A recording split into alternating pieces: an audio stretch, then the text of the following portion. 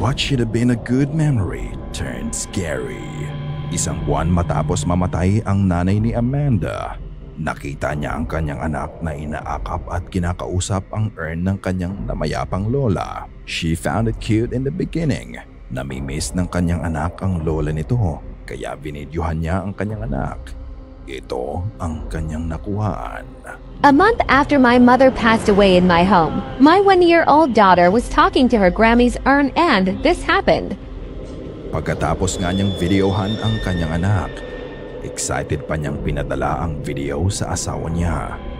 Ngunit sinabihan siya ng asawa niya na panooring mabuti ang video at dito halos mamuti siya sa kaba sa nakita niya.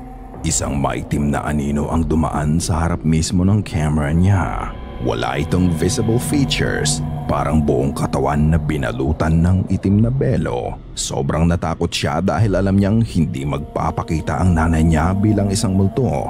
So, is it a ghost or is it something else? Kayo na ang humusga.